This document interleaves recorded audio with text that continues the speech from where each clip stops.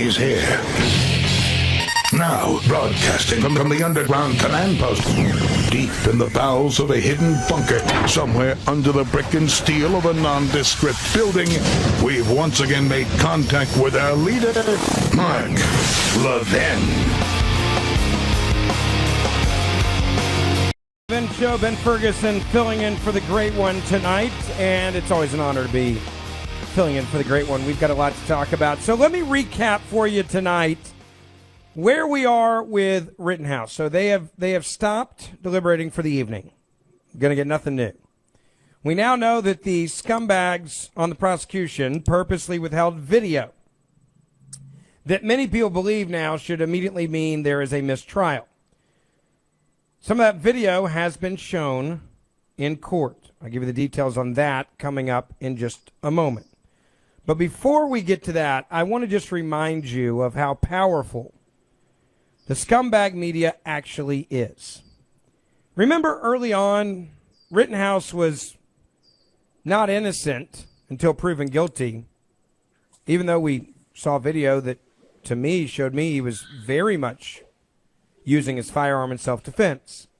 Now I have a unique perspective on all this because I've actually been in a shooting. I was the target of a shooting.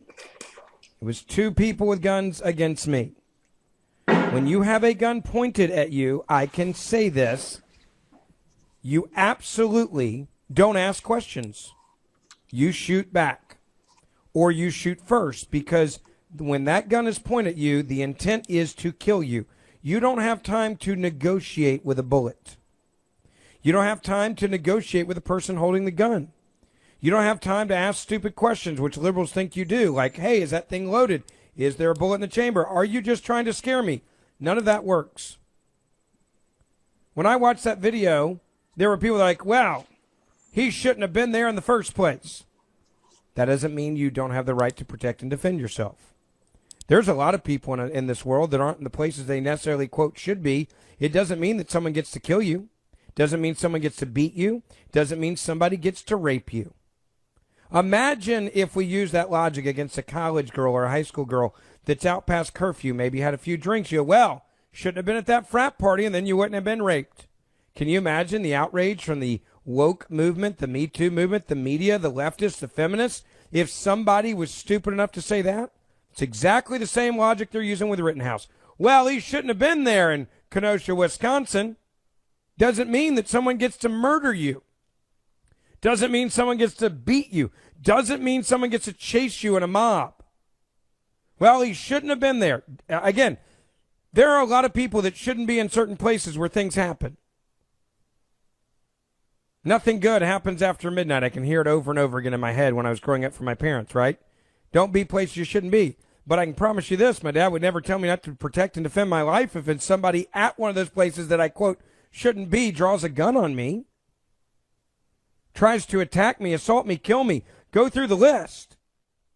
But remember, the media's job is to turn Rittenhouse into a white supremacist. A Trump supporter. Don't forget that. They threw that in there early on with no evidence to support it. Doesn't matter. Let's throw that out there. This will be good. Let's say he's a Trump supporter. Let's say that he's an anarchist. Let's say that he's a vigilante. That's my new favorite woke word, vigilante. Dude's out in his community trying to protect the community where he belongs, by the way. His father lives in Kenosha. He's a lifeguard in Kenosha. That was left out of the whole thing. He came across state lines. Being born and raised, by the way, in Memphis, Tennessee, I could cross two state lines on a normal day every day. Tennessee, Mississippi, and Arkansas. I go to 3 states, just circle around, and can do it in about 20 minutes. Right there on the border. But, man, doesn't it sound like the guy's a terrible person when you say he crossed state lines? They then said he brought an illegal gun across state lines. That didn't happen. They said he wasn't allowed to have that gun. Guess what? The gun charge has been dropped. Why? Because he was allowed to have that gun. Well, he's a white supremacist. He's a Trump supporter. He's a vigilante. He's a domestic terrorist. We decided it because it was at a Black Lives Matter event where they were torching the entire city of Kenosha. Majority of businesses burned, by the way, in Kenosha were African-American businesses. But let's overlook that. Let's overlook the fact you have a white dude, by the way, that was trying to protect minority businesses. Yep, got to look past that because we have a narrative. We are the scumbag media, and we convict people of heinous crimes, even if there's video to show the opposite of it, because that's how much power we have. Remember the guy who was standing there in Washington, D.C. wearing a MAGA hat? And there was an Indian that got up in his face and was beating the drum. Remember that? And they said he was antagonizing and terrorizing, and he was a white supremacist, and he was anti-Indian. Remember that guy? Remember that? Remember that whole scenario? Yeah. He won a lot of money, millions and millions of dollars, because the media slandered him. I hope that Rittenhouse is a billionaire by the time this is all over. Because until people start suing and winning, when the media does what they did to Rittenhouse, nothing will ever change.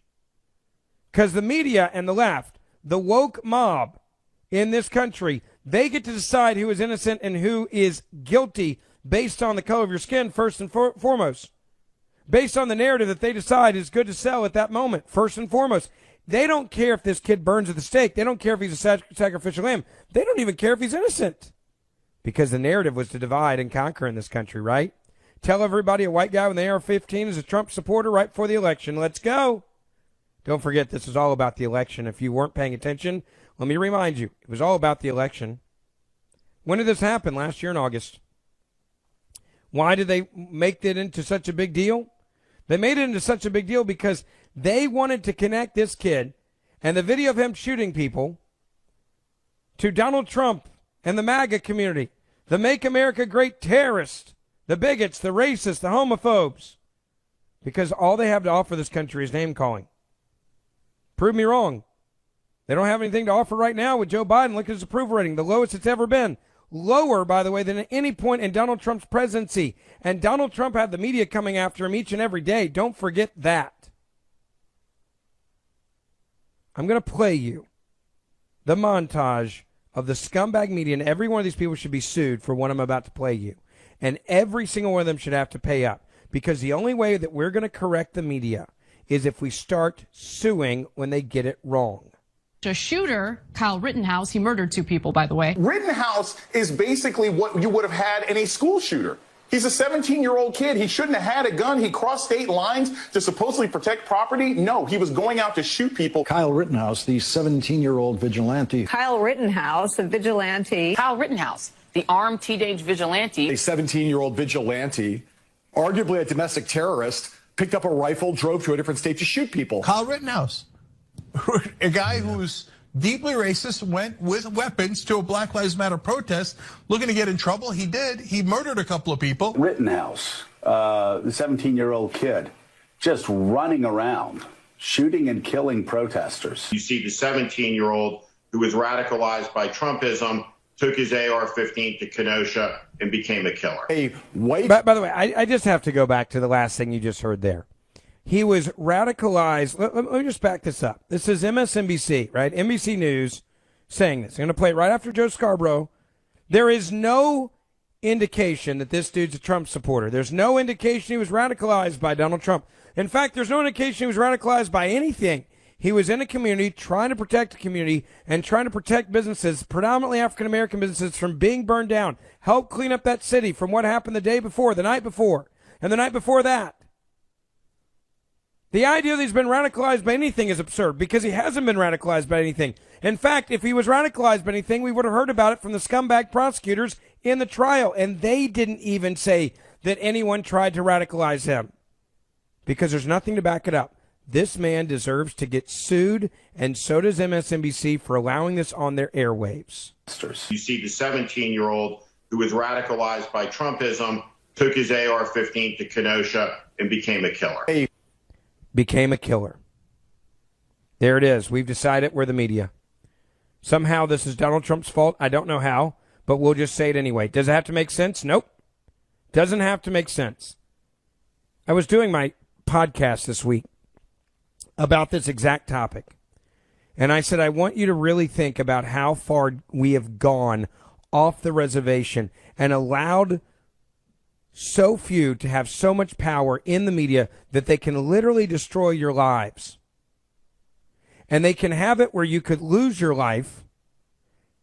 And they can make it where it's impossible for you to get a free and fair trial in many circumstances in America today. We have what we are witnessing at the hands of the media right now is no different than what the Taliban does in their judicial system, where they decide someone's guilty, they pull them out in the streets, they convict them, they beat them, they flog them. It's exactly what our media does here. We're no better than I mean this when I say this. The leftist media is no better than the Taliban and their justice system. You could even argue there's almost more structure to Sharia law than what there is from what the media will do. It's before the election, though. Let's get a good one-liner in here, right? Let's get a one-liner in here, and let's accuse Kyle Rittenhouse with no evidence of being some sort of Trump supporter, terrorist with an AR-15. So vote for Joe Biden. Killing protesters. You see the 17-year-old who was radicalized by Trumpism, took his AR-15 to Kenosha and became a killer. A white, Trump-supporting, MAGA-loving, Blue Lives Matter social media partisan, 17 years old, picks up a gun, drives from one state to another with the intent to shoot people. A 17-year-old boy. By the way, he didn't drive with a gun across state lines. They lied again. Let's go back to Joe Scarborough, right? Sitting there. Biden, and by the way, while Joe Biden is saying what I'm about to play for you, on the screen at the bottom, it actually reads, Biden leads in Wisconsin by 8 points. Biden 51, Trump 43. If you don't think they decided to convict Kyle Rittenhouse because of the election, you were not paying attention. This was about winning an election. What you are about to hear from Joe Scarborough, literally at the bottom of the screen, it says Biden leads in Wisconsin by 8 points. Who drove across state lines with an AR-15 and started shooting people up, including a guy with a skateboard. Kyle Rittenhouse, who has killed protesters, unarmed protesters. Rittenhouse, a 17-year-old that went with a weapon into the middle of protests and then provoked people and then shot and killed them. Kyle Rittenhouse is the enemy. A boy. Kyle Rittenhouse, the enemy. We've decided we're on the TV. We got an election to win. Kyle Rittenhouse, the enemy. Not the people he shot who were attacking him. Not the people that had extremely long rap sheets. And some of them that were child molesters, convicted. People that had rap sheets a mile long that were psychotic individuals who were out there pointing a gun at him. Loaded. Point blank range. You don't have time to negotiate. I know. This has happened to me. Joe Scarborough is no different than a jury that you would find in the Middle East. Joe Scarborough, MSNBC, these guys are no different than the Taliban's justice system. They're exactly the same thing. They should give each other awards for justice. They convict people based on what they want you to believe, and what they decide is the new law of the land at the moment when they decide it. Hell, you even have prosecutors saying that you lose your right to defend yourself when you bring a gun. That was actually in the trial. Well, if you bring a weapon, you don't have the right to defend yourself. What? You don't have the right to declare self-defense when you pick up a gun. That's what they were trying to sell the American people. From out of state, drives up to the state with an AR-15 around his neck, shoots and kills a couple of people, shooting wildly, running. Whoa. Shooting wildly? Joe Scarborough, no difference, again, than the propaganda you get from the Taliban. The Americans were dropping bombs and they were shooting wildly and killing innocent people. Didn't happen. We're going to put on TV and we're going to slander America. That's no different than what was just done by Joe Scarborough. He must have learned a lot from what just happened in Afghanistan. He must have learned a lot from the Taliban and how you walk out there and you claim that America killed a bunch of people shooting wildly when it didn't happen, and you get it on TV and they put it on Al Jazeera and bam, it becomes a truth, and then they recruit people to your side because of it. It's no different than what he's doing here. He's running around shooting people wildly. If there's anything you know about Kyle Rittenhouse and the videos that we've seen, he wasn't shooting wildly. He was shooting at the people that were trying to kill him, and he went 2 for 3. He actually stopped all 3 of them. One that's pointing a gun trying to kill him. One that's threatening to kill him. But hey, we have mob justice in America now. Forget a judicial system. Nuh-uh. We get to decide, judge, jury, lock you up, throw you away, ruin your life, have you look over the shoulder, rush your life because we're the media. These are scumbags, folks. These are the worst people in America, and they're destroying this country all because it was right before an election. 1-877-381-3811. Ben Ferguson filling in for the great one. We'll be right back. Mark Levin.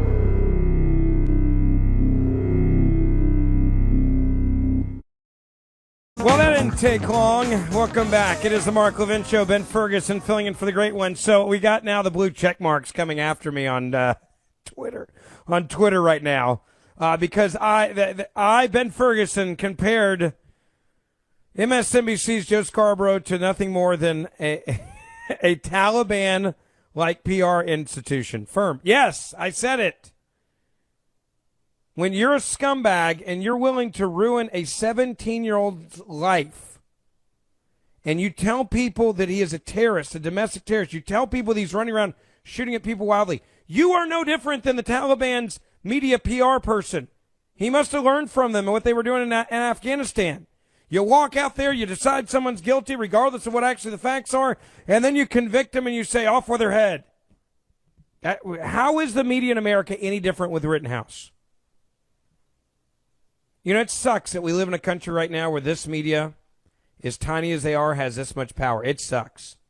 It also sucks that now we have to literally look at every opportunity we can to sue the media when they get it wrong because they're such scumbags and they're willing to ruin people's lives in the process. But you got to understand why they wanted to ruin Rittenhouse's life. It's the same reason why they wanted to ruin Nick Sandmann's life. Because they needed a villain. And right now in America, white men are the villain for the left because they want to divide. That's all they want to do is divide. It's all about division in this country. When you can't run on the economy, you can't run on the issues, you just scream, white man, racist. Why do you think the FBI right now is targeting parents at school board meetings? You white parents, you're evil. I got more to say about that coming up. Ben Ferguson, you can follow me on Twitter, Getter, Facebook, all the fun ones. And grab my podcast, Ben Ferguson Podcast. We'll be right back. Mark Levin, a proud fanatic for the Constitution. Call him now at 877-381-3811. Welcome back. Ben Ferguson filling in for the great one, Mark Levin, tonight. Always nice to be with you, filling in for Mark. And if you're having a tough Wednesday, I want to bring you some joy and happiness this evening with maybe the greatest headline I've seen in weeks. I'm not even going to read you the story. I'm just going to read for you the headline. Mr. Producer, are you ready for this? Exclusive. Nancy Pelosi reportedly seen maskless. Hold on, it gets better. Everybody get excited. Put two hands on the wheel. I don't want you to have a wreck. Maskless at a swingers bar with Representative Yvette Clarke breaking the mask mandate. Just going to let you guys enjoy that for a moment. Yes, I did say swingers bar. You're welcome. I try to bring good news and bring people together, even if it involves a swingers bar and Nancy Pelosi. That's what I'm willing to do for you guys on a Wednesday. You're welcome. All right, I want to get back to the media here. Why do reporting? Why does the media report news that they know is a lie? Because they have an agenda. Why was Kyle Rittenhouse the worst person in the world? Why did they do what they did to Nick Sandmann? They did it because they need a villain. And white people are public enemy number one. How do they keep their jobs when they get it so wrong? Because they're all in on it together. Every one of them is in on it together. Now, remember, they wanted to destroy Sandmann's life, and they didn't even care if they got it wrong. They actually, I think, I would argue they knew they got it wrong. They didn't care, and the reason why is because it was everything to indict Donald Trump. Trumpism. This kid had to be a Trump guy. He's MAGA. He's the white racist supremacist. You can't vote for Donald Trump. We got an election in a couple months. We need to get Joe Biden in the White House, even if he doesn't even know his own name. Because Donald Trump is evil, and we found a random dude that we can say, let's connect him. Looks good to me. Scary white dude with an AR-15. Let's burn him in hell. on TV every night with no facts. Kyle Rittenhouse is the enemy. A boy from out of state drives up to the state with an AR-15 around his neck, shoots and kills a couple of people, shooting wildly. I love the shooting wildly part. He belonged in Kenosha because he worked in Kenosha as a lifeguard. His dad lived in Kenosha, but he drove. They make it sound like you remember. Now there is crazy. All right, I want people to understand. Let's give an example of someone crazy driving across state lines. Remember the girl connected to NASA that was driving wearing an adult diaper? Now that's crazy. Okay, that's driving across state lines. Like, I can get behind that one. This dude works in Kenosha, lifeguard in Kenosha. Dad lives in Kenosha. Gun didn't travel across state lines in Kenosha. You got it all wrong. Doesn't matter. Donald Trump sucks. And this guy's going to be the guy we indict with Donald Trump. Running around acting like rent-a-cop. Drove across state lines armed with a rifle to go and shoot people. What a dark dystopian scene where a 17-year-old boy is carrying around a rifle, running around and gunning down protesters. Yes. All right, so all that I just played for you didn't work. Didn't work, folks. So now what do, right? Well, if you're the media, you need a new villain, don't you? Who's the new villain that you need? Well, if you can't indict Rittenhouse anymore, and you can't say he's a terrorist anymore because he's not, well, then naturally we got to move on to the judge. There's your new villain.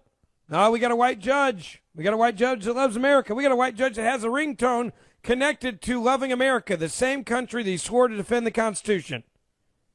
Well, now it's the judge's fault. We got racism in the court system, folks. Everything's stacked against you. And as a black man on TV, I'm going to be angry about this, even though it was actually white people that got shot and a white dude that shot somebody.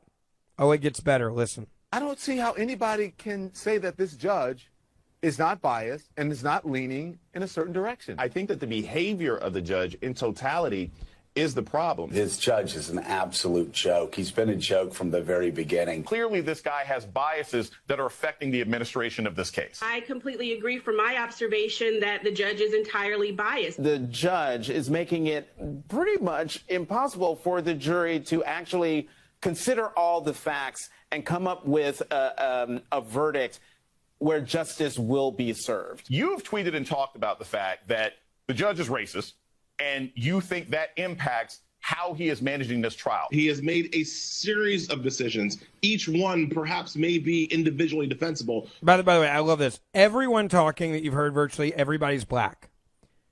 Because this case has to be connected to racism, even though there was no African Americans involved in the actual case. Because it was a Antifa Black Lives Matter rally / burn down the city / anarchy / arsonists, destroy personal property, destroy African American businesses, destroy a city. So let's get all the black people on TV to yell at the white guy who shot other white guys. You can't make it up. But in totality, lead to the impression of a biased, racist judge. How is the judge racist towards a white guy that shot white people? Can anyone explain that to me? Because everybody's yelling, racist, racist, racist. The dude's white. The people he shot were white. The judge is white. How can you be a racist judge in that scenario? It doesn't make any sense. I'll tell you what does make sense, the media. Race sells. Hell, if you ask, I bet you if you did a poll of the average American right now, they would actually think that Kyle Rittenhouse killed 3 black people. He didn't kill 3 black people. He shot and killed 2 white people and shot a 3rd white person who had a gun pointed at his head at point blank range. But we've already turned this case into he's a white supremacist that, like Donald Trump, with an AK-47. He's a domestic terrorist. He's a vigilante. He's an anarchist. And we've already connected to race because that's what we did months ago in August when we needed there to be a racial divide in America. And that's all we can run on, and that's all we can win on as a Democratic Party. And the media said, we got to stick with the narrative this week. This judge is racist. He's racist towards a white defendant, and he's racist towards the 3 white people that the man shot in self-defense. That is racism in America by these woke idiots on TV. But in totality, lead to the impression of a biased, racist judge with his Trump rally cell phone that is trying to get Rittenhouse a walk. Again, it's a white guy that shot white people. I can say that because I'm a white guy. How is this judge racist? In a court case only involving white people. It's impossible to be racist as a judge in a court case that is revolving around only white people. This judge is racist. He's got a racist Trump ringtone. There's a song that's about America and blessing America. God bless America. It's a song about what makes America great. Well, that's not racist. Don't you know that, Ben? You can't love America. You can't think America's great. America's the biggest scumbag country in the world. America should be ripped to shreds and we should turn it into a socialist communist nation. That's what they're really saying. That's exactly what they're saying. And all these black people on TV screaming at white judges and white shooters and white criminals. You really need, this is when you need to understand, sometimes you need to just shut up and stop playing the race card. But this is all they have. This is it, folks. They have nothing to offer but racism, division in America. There are no such things as facts anymore for the media. It is a narrative. The only reason Rittenhouse will walk is because the judge sucks and he's a racist. How is he racist towards white people? Involved in a case with white people. I mean, if you want to claim there's victims in this case, the victims are white. And if you want to say that there's villains in this case, the villains are white. I don't care which side you decide to point the finger at. But everybody's white. God bless the USA ringtone. Yes, God bless the USA ringtone.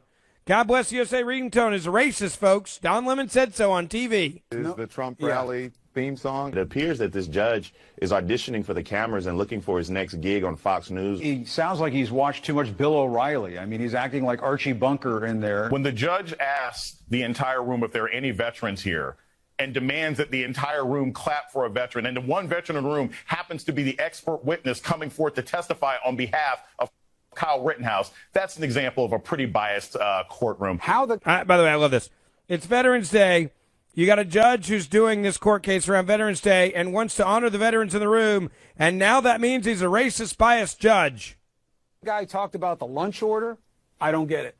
The Asian joke? I don't get it. I don't know that he even made an Asian joke. Well, I know that I'm not allowed to judge it because I'm not Asian. The judge has had so many moments in this case that bring into question his own biases. Whether it's the ringtone, whether it's the Asian statement, whether it's the applause, you mentioned the applause for a defense witness because he's a veteran. He wasn't a defense witness at the moment he was saying, are there any veterans in the room, you idiots? But hey, this is our media. This is what they've got to offer in America today.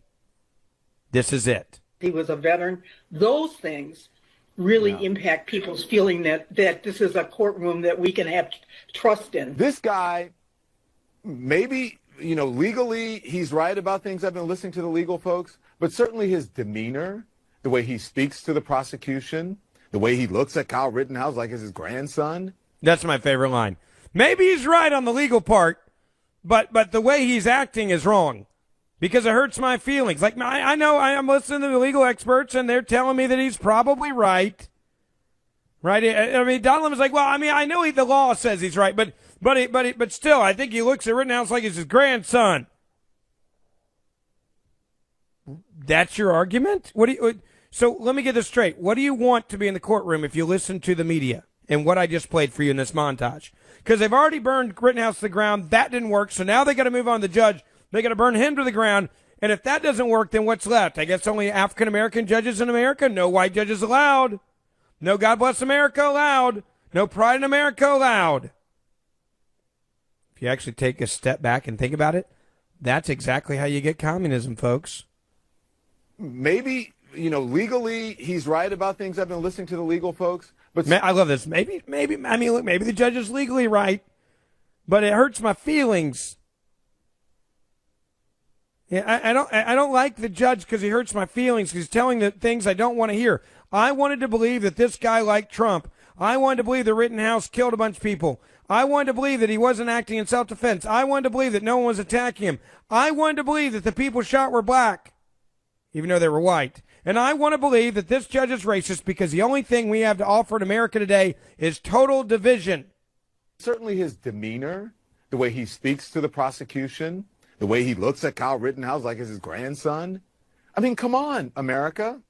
Come on, America. You need to jump on board convicting people immediately when we tell you what they did was wrong because we decided that what they did was somehow wrong. We need you to come on, America. Focus, America. Get on board, America. We need you to convict people, America. When we tell you that someone needs to burn at the stake, whether it's Kyle Rittenhouse or whether it's Nick Sandman, the Covington kid, we need you to do this. That's just how it needs to go. 1-877-381-3811. Ben Ferguson filling in for the great one, Mark Levin. We'll get your phone calls. You can tweet at me on Twitter, Getter, Parler. I'm on them all. Telegram. And you can listen to my podcast I do every day. It's the Ben Ferguson Podcast. Much more coming up. We'll be right back. Mark Levin.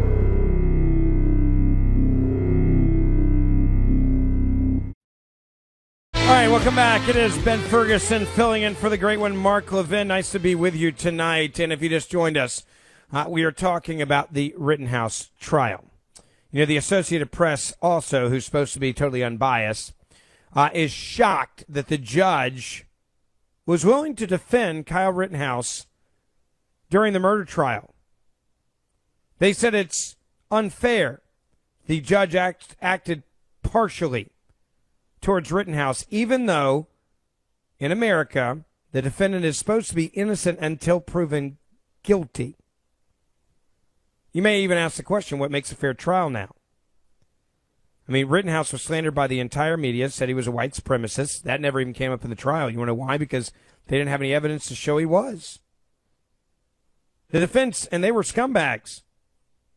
How scumbag were they? They literally tried to imply that Rittenhouse was guilty because he remained silent when he was questioned by police.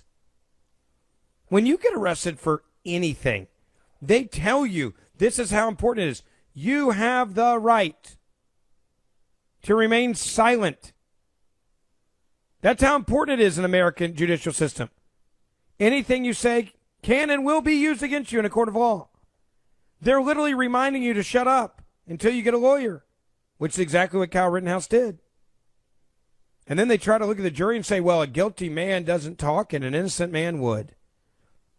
There's a lot of people, by the way, that believe Rittenhouse shouldn't have even taken the stand. I'm glad he did. If I was Rittenhouse, I would have done the same thing. Because the rest of your life, your entire life is at stake right now. And everybody involved in the prosecution is not looking at the facts. If I was him, I'd want to talk directly to that jury, too. The gun charge against Rittenhouse also dropped. You want to know why? Because he didn't break a law. But if you listen to the media, they didn't want a fair trial. This guy was no different than a school shooter, a mass murderer, indiscriminately walking around and shooting people. That is what they said. Walking around randomly shooting people as they were running away from him. Never happened. Shooting randomly. That's what Scarborough said. Didn't happen. Our hope is that the court system and our judges, while human, will uphold the role of neutral arbiters so that everybody gets a fair trial, the defendant and the people, and we can arrive at a decision that we can all agree on was legitimate. That's what a former federal prosecutor who teaches at the University of Washington Law School said, according to the AP. In other words, this judge is terrible. If nothing else, the discussion about the judge's conduct has underlined the importance of how the judicial system is perceived, especially in a high-profile case where the outcome can exacerbate social tensions around issues like race, guns, protests, vigilantes, and law and order, the author wrote in the article for the Associated Press, which is supposed to be non-biased. You know the part about this that really makes me angry? The judge did follow the letter of the law. It's the woke mob that doesn't like it. They don't like the fact the judge isn't willing to convict somebody the moment the judge decides to open the trial. The Associated Press puts out a tweet. What makes a fair trial, ? As Kyle Rittenhouse's trial unfolds, some observers have been struck by the judge's apparent defense to the defendant. Really? That's the Associated Press. Never trust the media, folks. They suck. Ben Ferguson filling in for the great one. We'll be right back. He's here. Now, broadcasting from the underground command post, deep in the bowels of a hidden bunker, somewhere under the brick and steel of a nondescript building, we've once again made contact with our leader, Mark Levin. Greetings, my friends. Ben Ferguson filling in for the great one, Mark Levin, tonight. It's really an honor to be with you wherever you are around the country. I was taking a moment during the break, and I was going back, and I was just kind of looking at some of the things that were said by the media against Rittenhouse. And the reason why it was against Kyle Rittenhouse, because it was against Donald Trump and Trump supporters. And the reason why they want him to be convicted is because they need to push a narrative that every person that is a conservative in this country is a domestic terrorist. You know, you look at what just happened recently with the FBI, and we're going to get into this coming up in a moment in much more detail, as there's a whistleblower that's come out saying that the FBI is absolutely categorizing, cataloging, and following and spying on parents who've just shown up to talk about their school board and the decisions their school board members are making. They've now turned you into the same thing as Al-Qaeda. I talked earlier today with U.S. Congressman Jim Jordan, and we were doing a sit-down for my podcast, and he was the one that was alerted from this whistleblower in the deep state. And the whistleblower is now claiming that the Attorney General flat out lied directly to Congress, lied to them about how they're treating parents that are showing up and speaking their minds, not always in a kumbaya manner, to these dictators and tyrants, these psychopaths on these school boards that believe it's their job to indoctrinate your child. Not teach them reading, writing, and arithmetic, but actually indoctrinate your children. There is a Ponzi scheme, by the way, and I'm going to deal with this later, but I just want to mention it real quick. It's happening in our schools right now. We have gotten word that there are millions of children, quite possibly grades, who have been changed to socially promote them because the grades last year and this year are so horrific because of the distance learning that the public schools did, the private schools didn't do. And that there were so many children that were going to fail, literally hundreds of thousands all over the country, that they changed all the kids' grades just to socially promote them. It's one of the biggest Ponzi schemes in American history, and it deals with children and the lack of education that we're sending them out into the world with. Recently, I had somebody contact me, and they wanted me to understand just how bad things are in our public school systems. There was a kid who they hired at a high school who was the valedictorian of their class at a, quote, good, above average performance high school in a town in America. The kid was incredibly articulate and sharp, and they were really excited to hire him.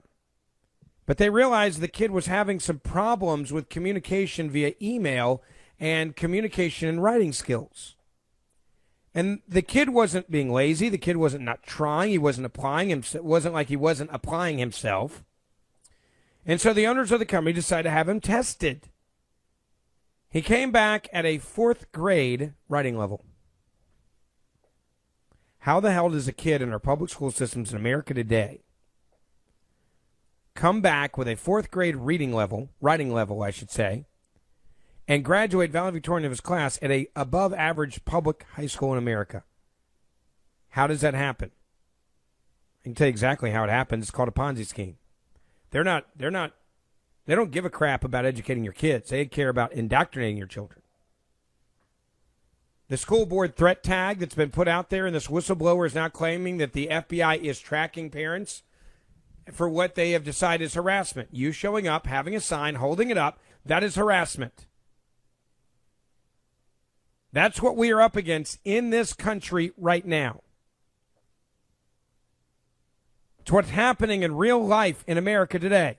The kids aren't being educated, they're being indoctrinated. If you show up and demand your kids educated instead of being indoctrinated by the woke left of these schools, they will then put you on a terrorist watch list, the same type of terrorist watch list that Osama bin Laden was put on, that the top members of ISIS and Al-Qaeda are on. Al-Shabaab and others are on the same list that a parent that holds up a sign questioning the school board and what they're doing. But please, whatever you do, just kind of, look the other way. I want to go back to the violence in America with Kyle Rittenhouse for a moment. They needed Kyle Rittenhouse to be the epitome of everything that's wrong with a Trump supporter, even though they didn't know if he was or wasn't a Trump supporter. They had a white kid with a gun who shot people. They wanted to imply that he shot black people at a Black Lives Matter rally, even though it was white people he shot.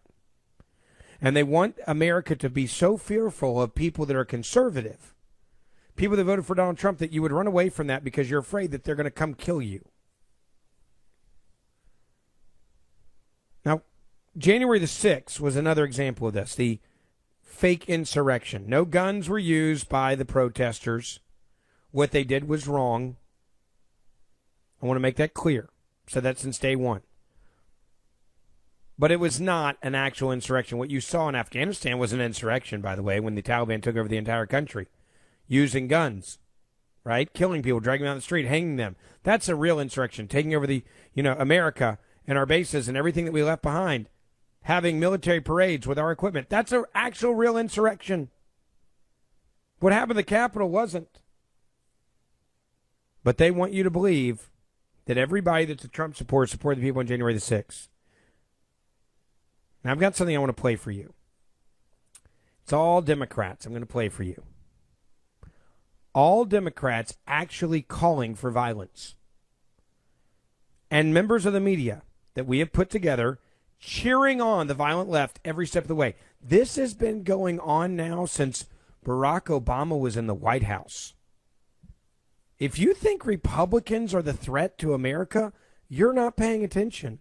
We don't burn down cities. That's Antifa and Black Lives Matter. That's where they get their money from the left. Where do they get their money from? They get their money from people like the Vice President of the United States of America that raises money to bail people out of jail when they're arrested in Minneapolis, St. Paul. Black Lives Matter, which is run by Democrats, are the people that chant death to America. They're the people that chant, what do we want dead cops? When do we want them now? They're the people that are against law and order. They're actually in favor of setting up third world countries in America. City of Chaz and Chop. They're in favor of killing innocent people. They're in favor of an actual race war. And if you don't think that we got to the point where they're burning cities for an entire year and a half, while everybody looked the other way in the media, going, well, it's justifiable to want to burn things down. If you don't think this started long before this election cycle in 2020 that we had, you weren't paying attention. This started when Obama was president, folks. And I have the audio of the liberal media and Democratic leaders to prove it. I hope every one of you will listen to this and tell your friends to listen to it later. I just don't even know why there aren't uprisings all over the country, and maybe there will be. People need to start taking to the streets. This is a dictator. There needs to be unrest in the streets for as long as there's unrest in our lives. Enemies of the state. Show me where it says that protests are supposed to be polite and peaceful.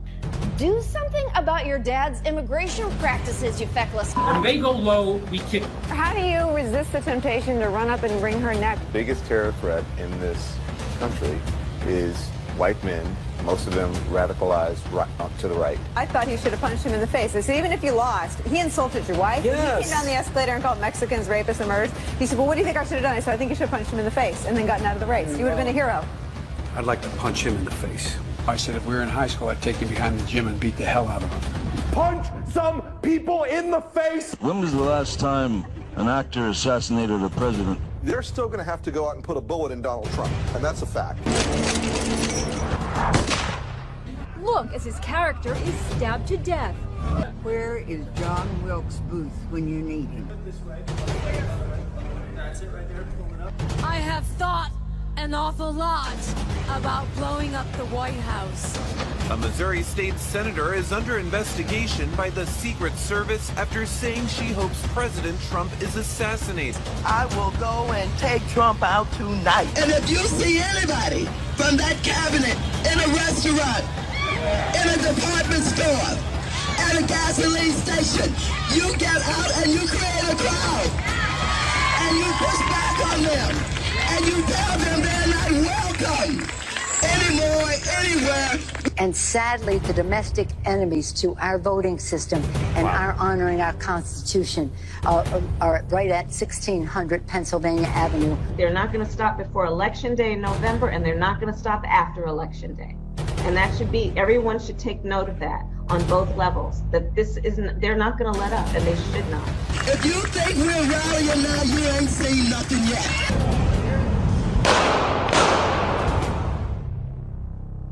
Don't worry, folks. It's the Republicans that are the problem.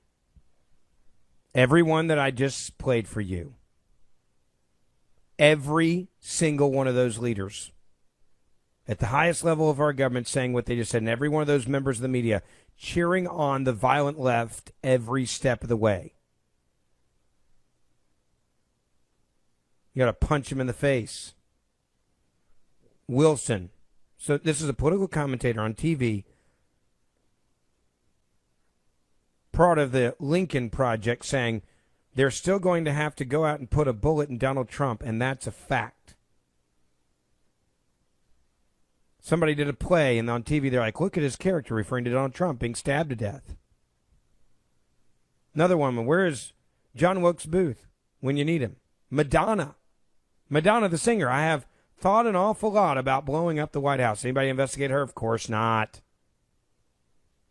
No, because remember, you're supposed to be afraid of the Republicans. Democrats, we may be the ones burning down the cities. We may be the ones calling for violence for years and anarchy for years, and people start doing it, and then we try to tell you it's your fault. You're the Republicans. You're the scary enemy.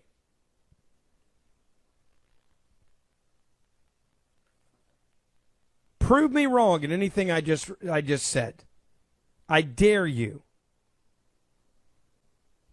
Ben Ferguson, filling in for the great one, Mark Levin. You can tweet at me on Twitter, Getter, Parler, and I do a podcast. I'd love for you to listen. It's the Ben Ferguson Podcast. We'll be right back. Mark Levin.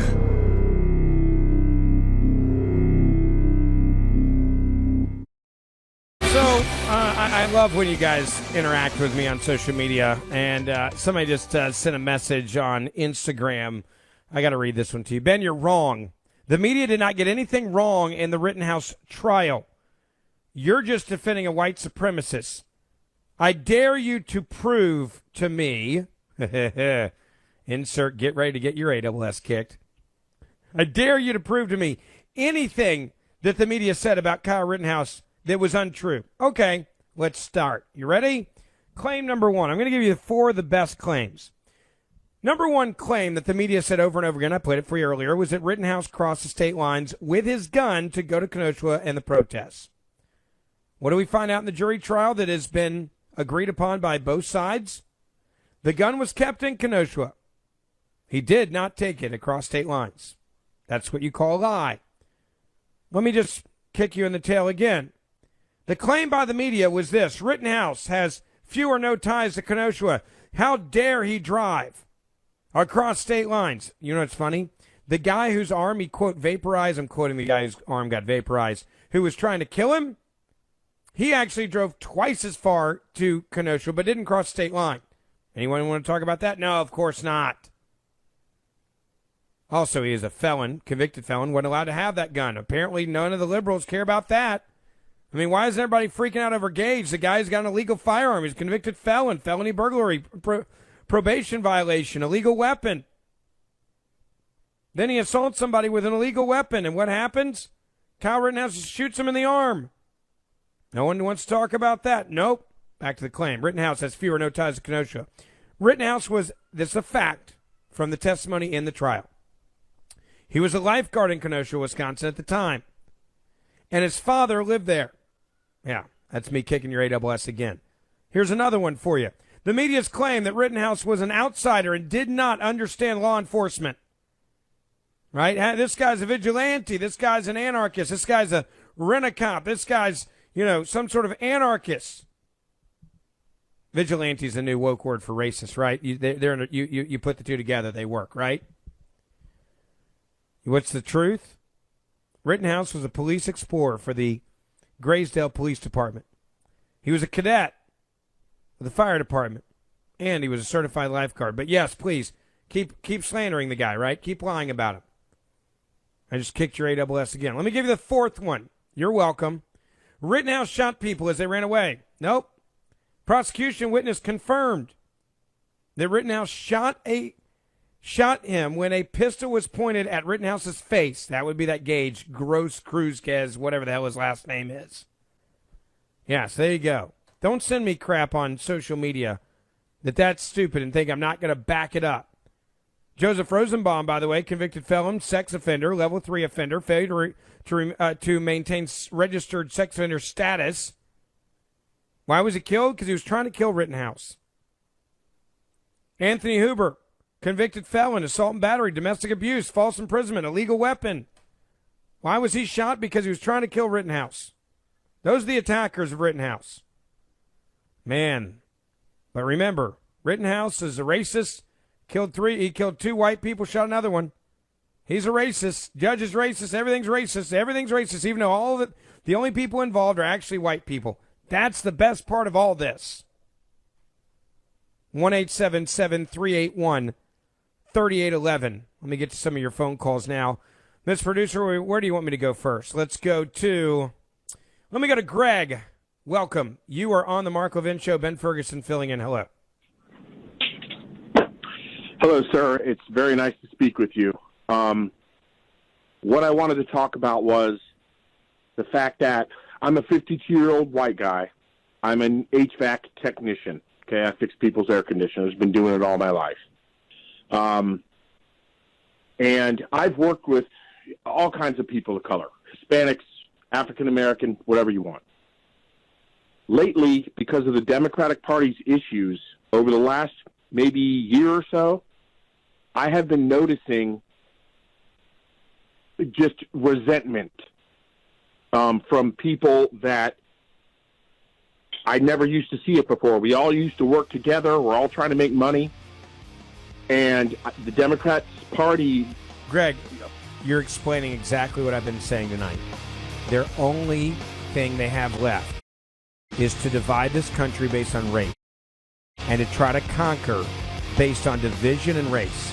In fact, I'm going to connect that to the COVID-19 vaccine mandates and the holidays. Coming up next, Ben Ferguson filling in for Great One. Mark Levin will be right back.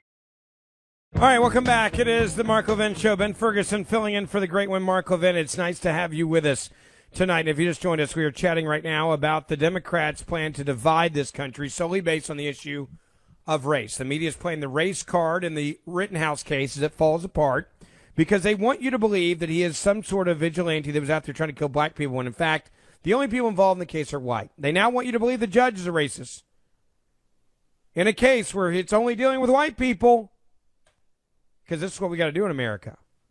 We got to tell you that everybody's racist, no matter what. We got to tell you that everybody is a racist. That's our only option, folks. If we can't beat you, right? If we cannot beat you, then this is our option. This is it. It's all we got. Can you run on the economy? Hell no. You can't run on the economy right now. There's no way to run on the economy right now. Can you run on inflation? Can you run on protecting and defending American interests around the world? Nope. Can't do that either. But what you can do is divide. Same thing that's happening with COVID-19 right now. New poll out, and I want you to think about how messed up this is. There is an actual poll out right now, and this is exactly why vaccine mandates are so important to the Democratic Party. 60%, keyword of vaccinated individual, which I would assume would be the majority of the 60% of the left woke liberal socialists. 60% of vaccinated individuals say they are banning their own family members from seasonal festivities, meaning Thanksgiving and Christmas. That's right. The vaccinated are banning the unvaccinated relatives from holiday gatherings. I can't even describe how sad this is, that we are living in a country where 60% of the people that are vaccinated are saying, I am banning my own family members from hanging out with me during Christmas and Thanksgiving. You're not welcome until you get the jab. And that's exactly what the Democrats wanted to happen here. They wanted to turn us into two different sets of classes of people. You know, you look at the newest public enemy in America. Recently, the newest public enemy, the evil person. I mean, evil. Spawn of Satan was who? A football player named Aaron Rodgers. For defying the COVID groupthink. You put everybody in the corner, tell them you can't make a living. You put everybody in the corner, you tell them you must do something. You put a gun to their head, and Aaron Rodgers says no. They figure out a way to coexist without him having to bow down to the groupthink psychotic left. And then what do they do on TV? They chastise him and try to humiliate him. They try to turn us into two different groups of people in this country, the have and the have-nots, the vaccinated, the unvaccinated, the people that in society are accepted and those who are not accepted. Reminds me a lot of something that was going on during World War II. I didn't even believe Aaron Rodgers did this, Skip. I have lost so much respect. I'm ashamed of him right now. I think we're seeing a very different side of Aaron Rodgers, and I think we're seeing a side of Aaron Rodgers that people are really, really disgusted by. By the way, if you are ashamed of somebody because they didn't get vaccinated, you're an a-hole. Can I say that, Mr. Producer? Dump it if you need to, but it's the truth. If you are personally hurt, as these commentators of sports, they take themselves too seriously. By the way, I like some of these guys, some of these commentators. I really do. I like some of them. They're entertaining, but don't act like you're Jesus. You know, when Warren Sapp's out there, man, I'm just so disappointed. I don't give a crap. When these other people out there like, I've lost all respect. Like, well, you're an a-hole then. Aaron Rodgers did this, Skip. I have lost so much respect. By the way, when was the last time one of these guys said the same thing about one of these guys in the NFL that beats his girlfriend, drags her out, sucker punches in the elevator, and drags her out on a casino floor? Have you heard the outrage that you're hearing right now? The next time a NBA football player, or an NFL football player, I should say, or an NBA basketball player, or a pro athlete, I don't care if they're white or black, beats the living crap out of a girlfriend or a wife, I want to make sure that all of these guys like Stephen A. Smith are out there saying the same damn thing they're saying about Aaron Rodgers, and they won't be. You want to know why? Because this is about the mob. I'm ashamed of him right now. I'm ashamed of him. I'm ashamed of him. Have you ever said the same things about somebody beat the hell out of their girlfriend or their wife or went out there and killed somebody drunk driving? In fact, there was a player in the NFL, wasn't it last week, Mr. Producer, that killed somebody driving drunk, and none of these commentators were having this much to say about that dude. I think we're seeing a very different side of Aaron Rodgers, and I think we're seeing a side of Aaron Rodgers that people are really, really disgusted by. I'm making this. By the way, I'm not disgusted by Aaron Rodgers. I want to go play catch with the dude and give him a hug. I want to be Aaron Rodgers' friend. Aaron Rodgers, if you're listening right now, let's hang out. Come to my barbecue restaurant. Let's eat some barbecue and shoot some guns at my gun range. I don't know if you play golf, but hell, let's play some golf. Guys like you and I, we can get along because I'm not like these other people. I'd be friends with Aaron Rodgers. I think Aaron Rodgers is a total bad A. Decision that's based on what's best for me and my own health. And for me, it was a no-brainer. He literally is sitting home because he might kill someone. First, he endangers people's lives. Then he doesn't take responsibility and makes up some story. By the way, I love this. Joy Behar, you know, when was the last time she did a segment about a football player driving drunk and killing somebody? Then he blames the woke crowd. He should speak at the Republican convention. The problem with this is it is so political, and health should not be political. He gave this interview on Friday that was just that was just so damaging. Promoting conspiracy theories, attacking the cancel culture. What was the conspiracy theory? I'm just curious. That he thought he should make the right decision for him and his family? That now means you're part of a conspiracy theory?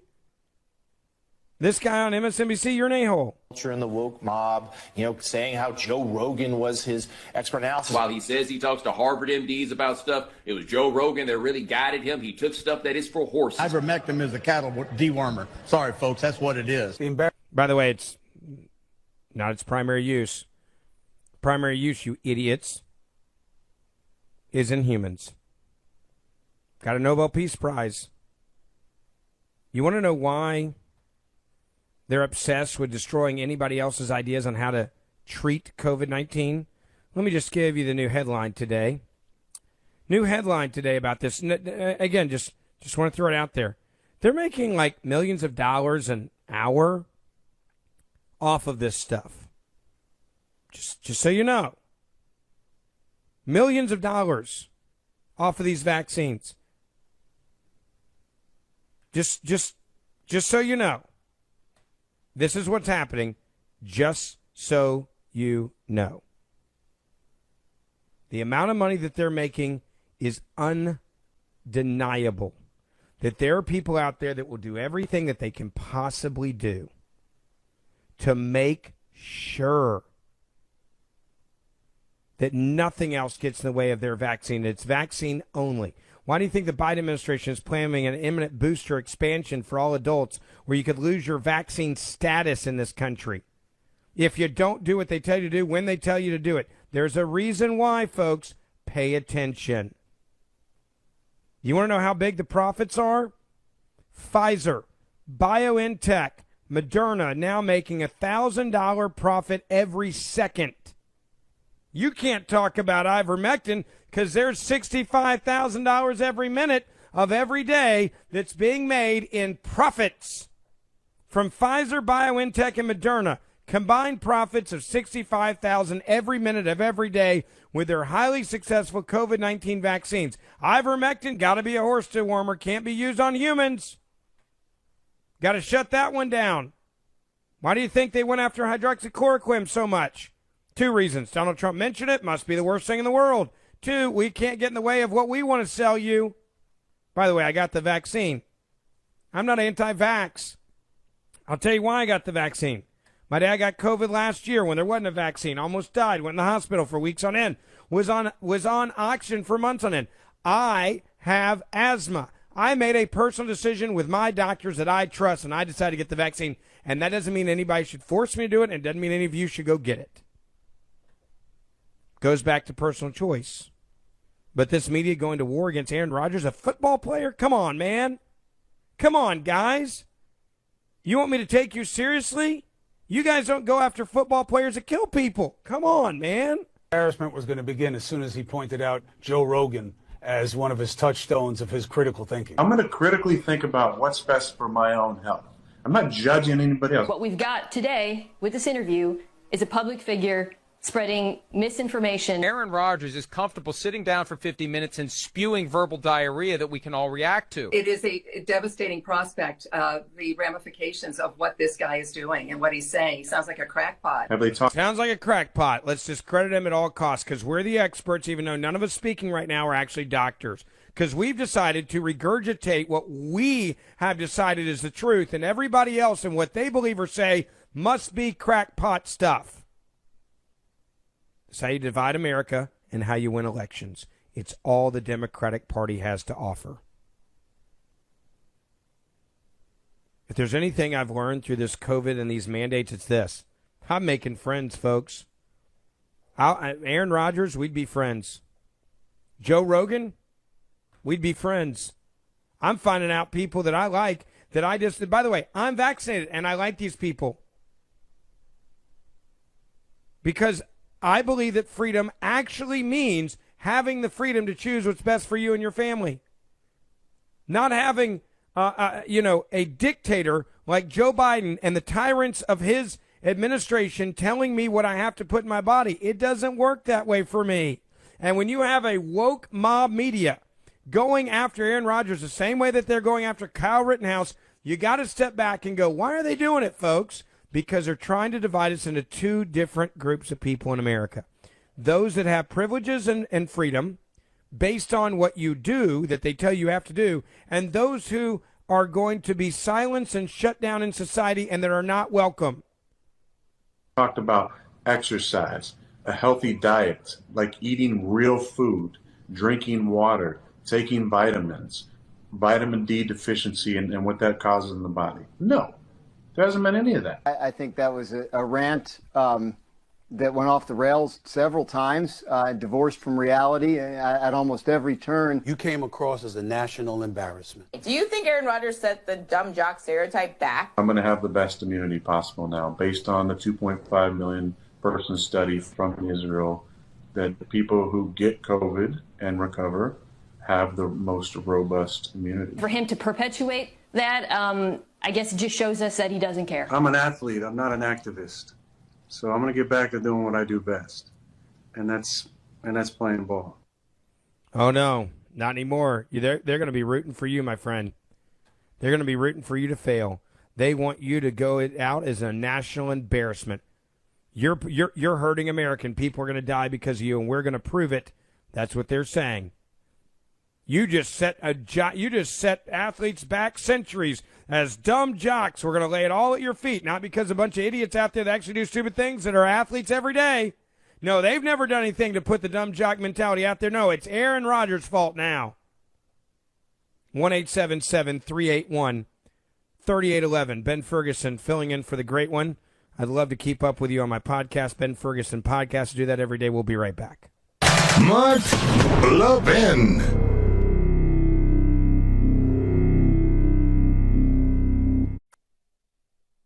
I know. I'm not a special pleader.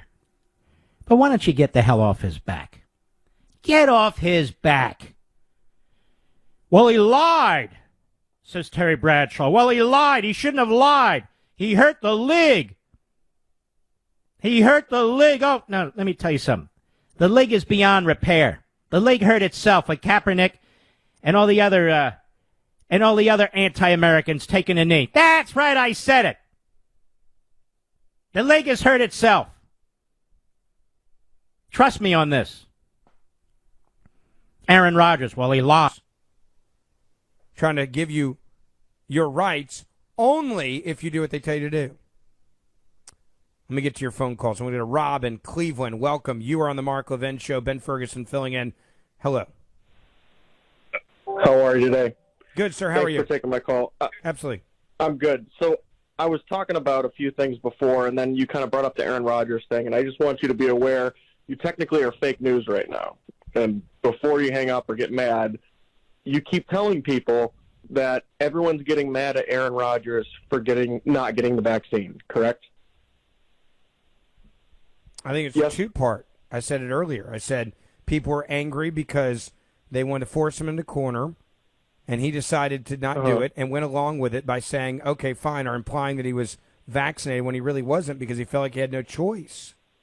I said at the very beginning. Right. So, well, you just went on a rant for 10 minutes and not once said it wasn't 10 minutes. It was, hold on. If we're going to talk about being honest, then let's be honest. The last segment with Aaron Rodgers was 4 minutes and 37 seconds, so it wasn't 10 minutes, so you're wrong. Okay, so 4 minutes. So not even half as much as you claimed I was ranting about something. I was ranting about things. So you instantly lose credibility with me when you start preaching, you got to tell the truth, when you immediately lie to me about how long I talked about it. Okay. All right, you got me there. But you did lie about saying he didn't get the vaccine, not because he lied about the whole thing and put people at risk. You have to be a little bit more responsible. If you're going to call out fake news, that's technically fake news. And you kind of shielded even before then about that. But that's not why I was calling. I just wanted to make sure before you get all angry and act like a snowflake. All right, hold on. Let's deal with that. Let's deal with that. So you're saying that your issue with my reaction, if I'm hearing this correctly, okay, I want to make sure I get this. Yep. You're angry with me playing the media, attacking a football player with more venom than they do actual football players that kill people and beat people. You don't know that because Go find that's a me false tapes. statement, too. Go find me tapes from last week. Let's use last week as a perfect example. I'll absolutely do it. There's tons of it about the guy hold who on. crashed Listen into to me. the. Listen to me. Last week, you had a football player that went out and killed people in a drunk driving accident, and you will not find And where do you want me to the send the media link to? Where do you attention want me? from You tell me. ESPN for any of this. That is a fact. Why? Because that doesn't fit the narrative they want to talk about. That's your feeling. You don't know because I'll send you the links. There's tons of articles and people discussing how terrible it is and how irresponsible it is. But you're only seeing one. Wait. I'll tell you. Hold on. In those links, Rob, and I'll hold you over because I'm not afraid of you. Okay, so I'll put you on hold. In those links, it's going to be conservatives like myself calling out the hypocrisy, Rob. It's not going to be the same type of venom from Stephen A. Smith or anybody else. You're just wrong. Ben Ferguson filling in for the great one. We'll be right back. He's here. Now, broadcasting from the underground command post, deep in the bowels of a hidden bunker, somewhere under the brick and steel of a nondescript building, we've once again made contact with our leader, Mark Levin.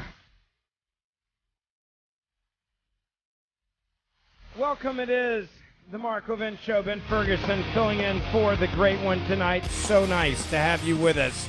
And if you just joined us this evening, we have got a lot to talk about, including we're now being told that the FBI is actually targeting parents. MSNBC actually defending the practice.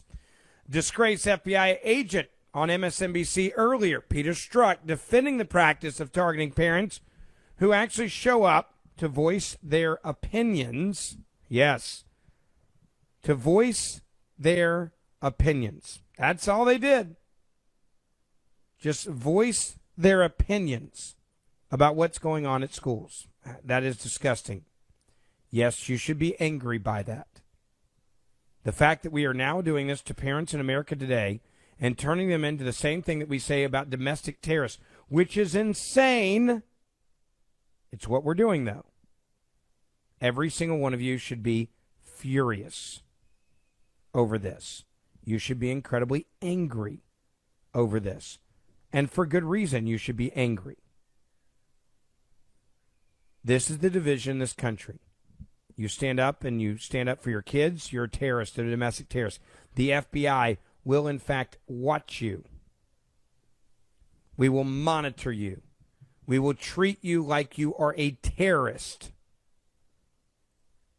Jim Jordan's blew the whistle on this earlier. He was talking about just how bad things are in this country when you have an FBI that's now targeting parents.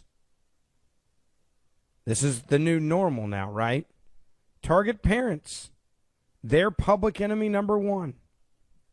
They're the ones that you should be afraid of. They're the ones that are evil. They're the ones that we treat like Al-Qaeda. Yes, like Al-Qaeda. This whistleblower that has come forward has put forth emails refuting the Attorney General Garland on the FBI monitoring of school board threats. Now, what is their definition of a threat? If you raise your voice, apparently that means you're a domestic terrorist now.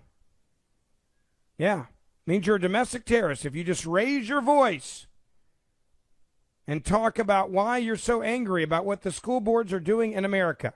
That's all it takes now. Bam. You're on a list. My question is, how do you get off the list once you're on the list? Because once you get on the list, I'm pretty sure you can't get off of it, folks. Once they start telling you that not only are they spying on you, but they start telling you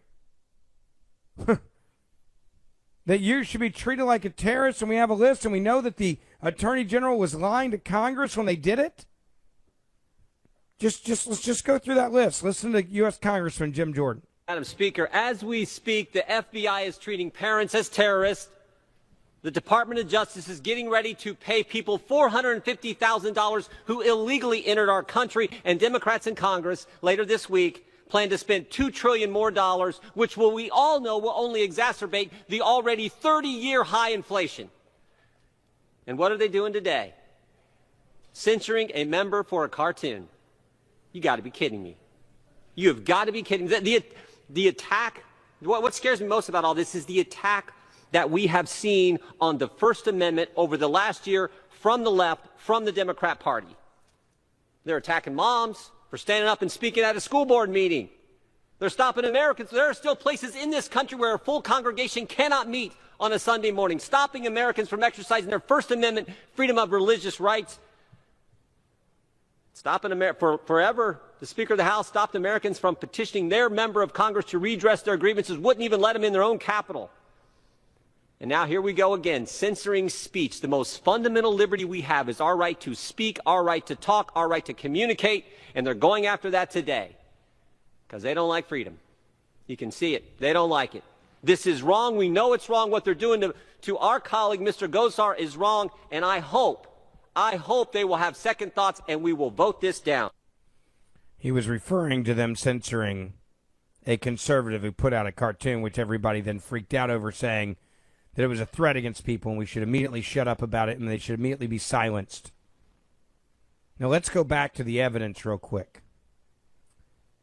The Judiciary Committee, we now know for a fact, has evidence that the FBI is using counterterrorism tools to track American parents who just showed up at school board meetings. I want you to listen to Representative Mike Johnson as he laid this out in Congress earlier today. The compelling testimony of the witnesses yesterday, and grateful to Ms. Carlson and everyone who's worked on this issue. But before we get to that, we have to address the most pressing and most immediate issue that is before this committee. We have a broad jurisdiction. Among our jurisdiction is the oversight of the Department of Justice. The highest ranking law enforcement official in America testified before us on October 21st. Yesterday, a whistleblower document reveals that the FBI's criminal and counterterrorism divisions added a threat tag to parents who protest or express their concerns about local education policies at local school boards. Why is this so noteworthy? Well, this now leaked October 20th internal memo gave that directive. Obviously, treating concerned parents as domestic terrorists is outrageous. We're deeply concerned about that. But this development is even more urgent because the Attorney General appeared before us, Merrick Garland. He specifically testified the day after this directive was issued. It was October 21st.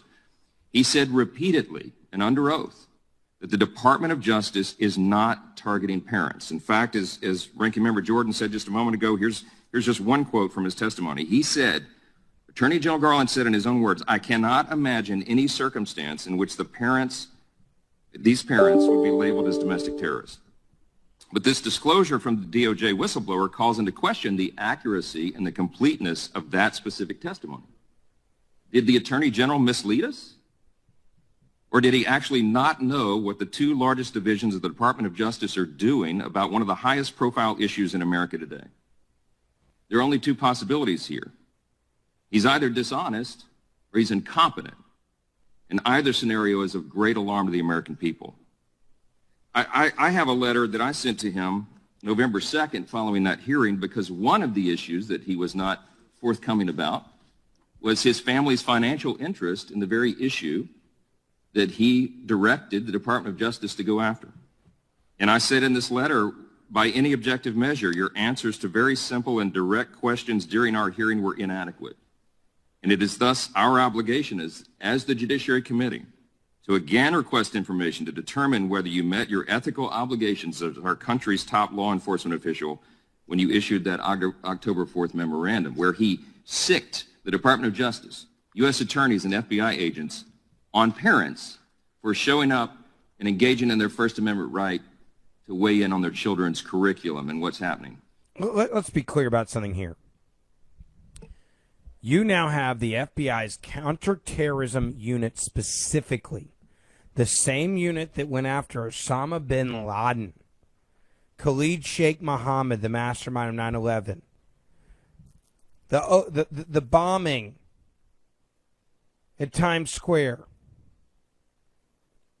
the Boston Marathon bombing, the same FBI counterterrorism unit that used to actually investigate terrorists is actually now investigating parents that show up to school board meetings who are angry that their kids are being indoctrinated or mandating vaccines or masks or critical race theory or covering up rapes of young girls at the hands of dudes dressed like chicks because of a new transgender bathroom rule that happened in Virginia. This shouldn't be controversial, but the FBI's counterterrorism unit should not be investigating, should be investigating terrorists, not parents. Not parents. You know what Jim Jordan had to say earlier today about this? He was spot on. He was on Fox News Channel, they're trying and to he said this. Take a listen. Chill First Amendment free speech. This is all about intimidating parents. But one thing I know, one thing you know, Laura, you're not going to intimidate moms and dads. No high-paid lobbyist, no bureaucrat ever beats a mom on a mission. The moms are fired up, and here's the great thing.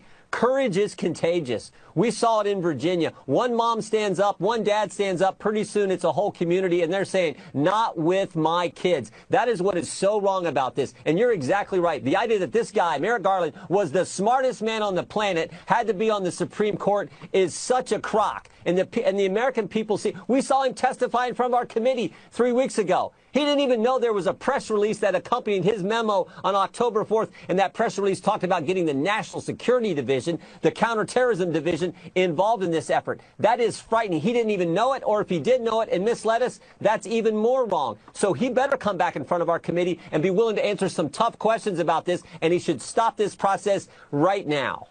I agree, by the way, with Jim Jordan there. I sat down with him this morning and had a long talk with him for the podcast I do. I hope you guys will take a look at it tomorrow, because we talked about what has just happened in weaponizing the FBI to go after parents for just holding up a sign. You know what will get you on this list now? Apparently what will get you on this list is a simple sign that says no masks. If you're a parent, you hold up that list, you're on the list. You're on the FBI tracking you as a possible threat to the American people.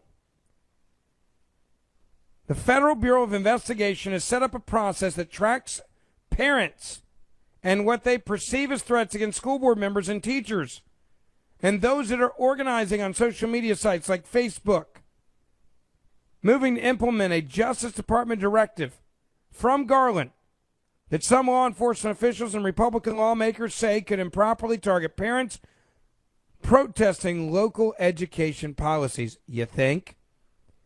The heads of the FBI's Criminal and Counterterrorism Division instructed agents in an October 20 memo, the day before Garland testified to Congress, to flag all assessments and investigations into potential criminal threats, harassment, and intimidation of educators with a, quote, threat tag,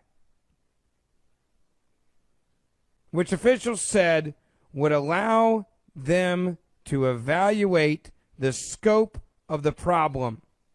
How big of a problem are parents holding up signs that say no masks? Apparently, you're no different than Al-Qaeda or ISIS. You're public enemy number one. You're the scariest people in the world because you did this. And we have it now from this whistleblower. This is fact. Somebody was brave and decided to leak it. We just had a whistleblower come forward. We got information from him, from this individual yesterday. And as he points out in this, the FBI, the day before Merrick Garland testified, so on October 20th, he testified on the 21st. On October 21st, there's a memo that goes out from the Counterterrorism Division at the FBI instructing them to put threat tags on parents. They were actually cataloging and categorizing parents who may pose a threat. So this is a federal categorizing of moms and dads showing up at school board meetings is frightening. And of course, Merrick Garland testified the day after that memo went out, no, nothing of the sort is going on. We got some real questions for the Attorney General in light of this whistleblower's information that he's brought forward. It reminded me, frankly, Martha, remember back when Lois Lerner and the IRS targeted people with the BOLO list, be on the lookout list? Yep. That's what this reminded me of. He's exactly right. And that's exactly what they've done here. So now the FBI is tracking threats. And the definition of a threat is a parent that shows up who might be irritated or agitated. And the top FBI officials have asked agents to flag all investigations into what they deem harassment. What is harassment? They say making multiple phone calls. What is intimidation? Raising your voice to educators. yelling at them at school board meetings when they don't listen to you. Looking agitated or irritated would give you a threat tag. If you are an educator and you have some worrisome thoughts about parents, then start making a political enemies list, give it to the FBI, and the whistleblower now says that's what's happening. I just got a copy of this joint message. This is what the whistleblower has now given to Congress. I'm going to read it to you verbatim. Coming up in next. I just got this copy sent to me. This is a copy of the unclassified email that has now been released by the whistleblower to the top levels of the FBI. I'm going to read it for you next on the Mark Levin Show. Ben Ferguson filling in for the great one. You can follow me on Twitter, on Instagram, on Facebook, and I have a podcast I'd love for you to listen to. It's the Ben Ferguson Podcast. We'll be right back. Mark Levin.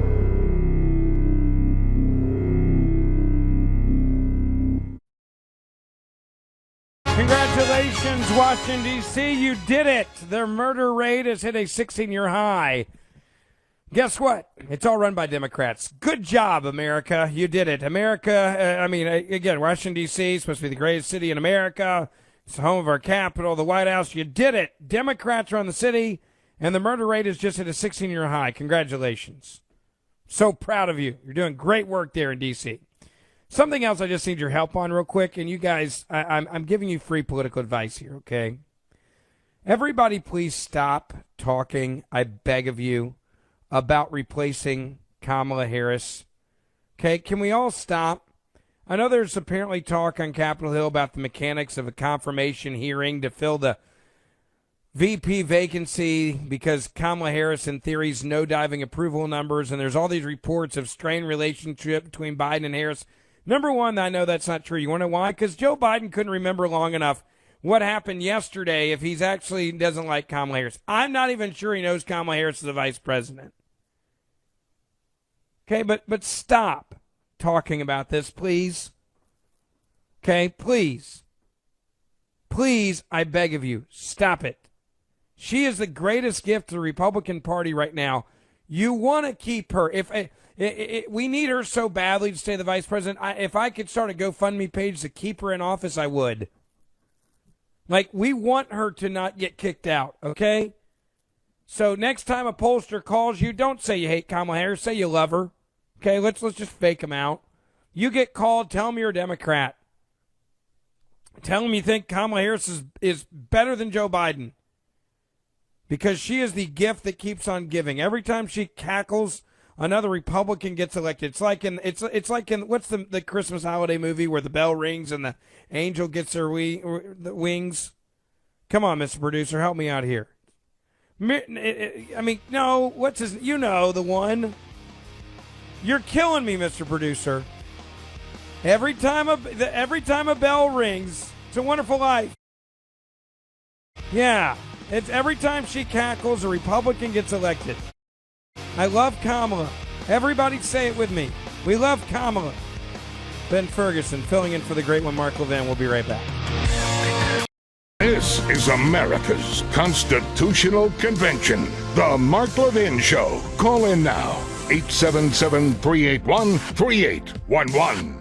All right, so I've got a copy of what the whistleblower has given to Congress, and I'm going to read it to you so you just know how bad the deep state is against you parents who actually show up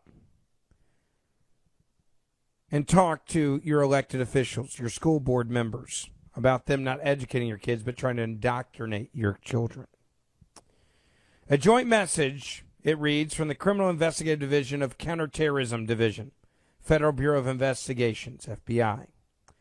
All, on October 4, 2021, the Attorney General forwarded a memorandum addressing a spike in harassment, intimidation, threats of violence against school administrators. Now, we know the reason why this is written right now is because the teachers' union claimed this and now has retracted their memo demanding that the FBI and the federal government go after parents. So this should all have ended immediately. They knew they lied and overstepped. They knew they got busted, and so they retracted their memo demanding what you're now reading about. So why is the FBI still doing this? Because you can't have American parents believe they have power over their children. That's not possible. A memorandum addressing a spike in harassment, intimidation, and threats of violence against school administrators, board members, teachers, and staff. The memo directed each United States Attorney General, or United States Attorney, I should say, in coordination with the FBI. So now the United States Attorney, all these states, in coordination, in conjunction with the FBI, to convene meetings with federal, state, local, tribal, and territorial leaders in each federal judicial district within 30 days of the issuance of this memo. We share an obligation to ensure all individuals are able to do their jobs without threats of violence or fear for their safety. This can only be accomplished with effective coordination internally between relevant divisions and through effective coordination engagement with our law enforcement partners and the United States Attorney's offices. As a result, the whistleblower has leaked this memo, this email. It says, as a result, the counterterrorism and criminal divisions create a threat tag. EDU officials to track instances of related threats. We ask that your offices apply the threat tag to investigations and assessments of threats specifically directed against school board administrators, board members, teachers, and staff. The purpose of the threat tag is to help scope this threat on a national level and provide an opportunity for comprehensive analysis of the threat picture for effective engagement with law enforcement partners at all levels. That would mean federal, state, local, tribal, and territorial leaders. Wow. So if you're a school board member, an administrator, principal, teacher, staff member, and you decide that you feel threatened because a parent calls you out for you trying to indoctrinate their kid or trying to push transgenderism or critical race theory or mass mandates or teaching them things about sex ed that have nothing to do with actually sex ed but propaganda of the LGBTQ community. All they have to do is turn you in to the FBI, and now you are treated like Osama bin Laden by the counterterrorism and criminal divisions, who have now tagged you, your name, your family, with the official counterterrorism and criminal division tag, EDU officials. They will then track you because you're now a domestic terrorist. Why?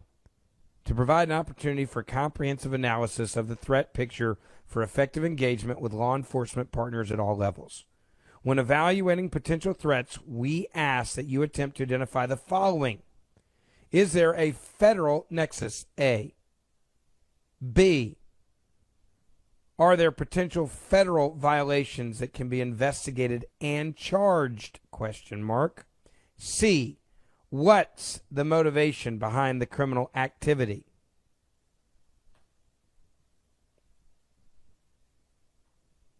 There it is.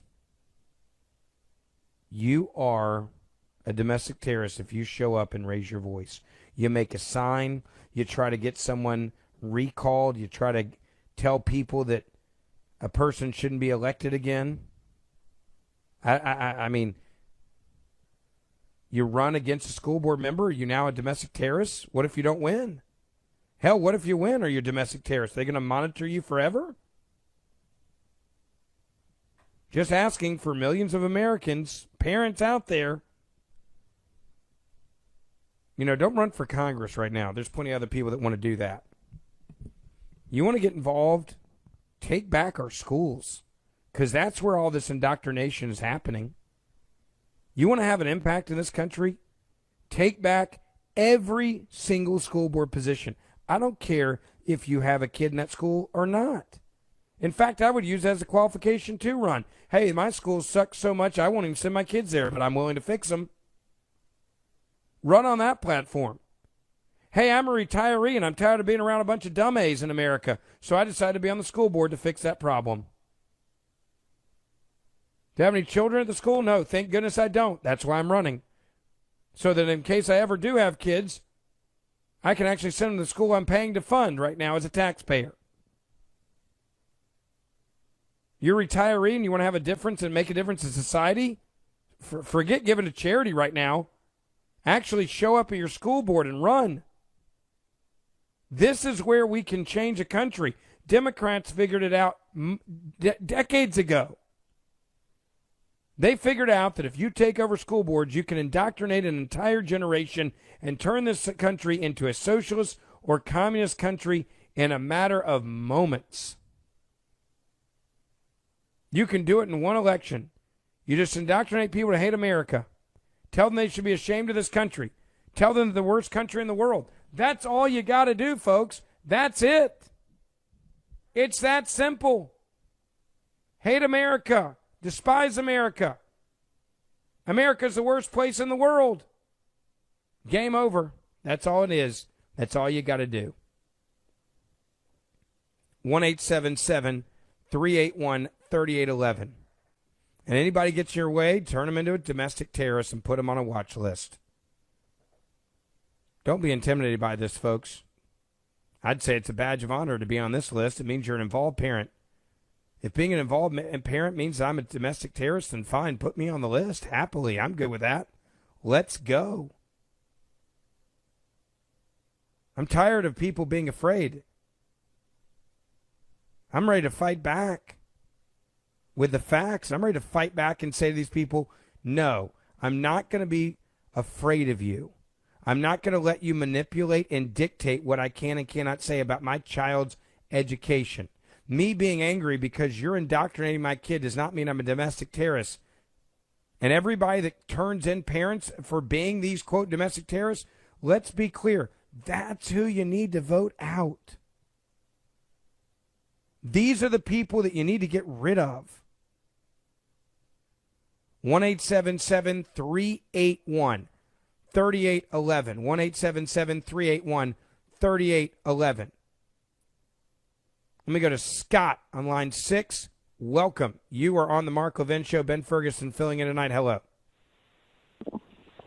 Hey, great show. I want to talk about the Rittenhouse trial and the prosecution in particular. However, you hit the nail on the head with the schools, but the one thing I want to tell you is, without question, the worst place for this indoctrination, and it's basically universal, is colleges.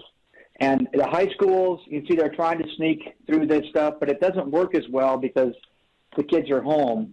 And the place we need to, it's out of control. My kids went to college to learn this stuff, and I can tell you right now, and Mark's talked about this, everybody has, but the place, kids leave the house, they go to college, and they have big hearts, and they get wrapped up in this stuff, and I don't think anybody really truly I've seen it just in the past 4 years with 3 of my kids.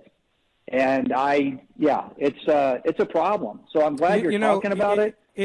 Something you just mentioned, I'm gonna let you hear this. Remember Peter Strzok, the scumbag that attacked Donald Trump and lied about Donald Trump and changed memos and emails and all that crap? He got a job at MSNBC as a commentator, or he's on there a lot, and he was on there tonight talking about these parents and these school boards. And he's backing up the FBI that you should treat these parents like terrorists.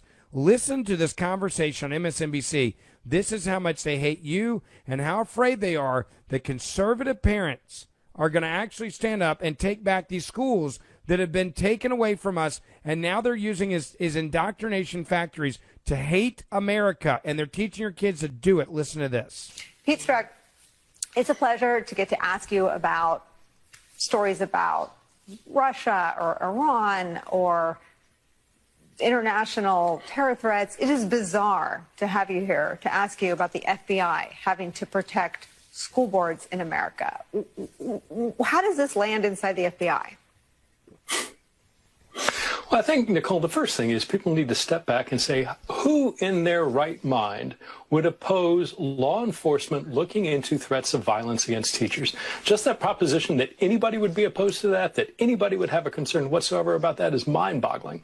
I think what is important when you look at the letter from the Attorney General Garland, it makes clear that this is part of an outreach to state and local law enforcement officials, and that this is not something that the FBI or DOJ are going to swoop in and do. This is merely an effort to reach out to local law enforcement to see what's going on at the ground, and particularly as it relates to the FBI, to see if there are things that relate to a broader threat, to see if there are individuals that are acting in a coordinated way, whether that's outside or across state lines, whether this is something beyond what a city or a state law enforcement agency might do. But what it isn't is anything of the sort that you saw some of those crazy comments coming out of Congress, which again are absolutely political statements.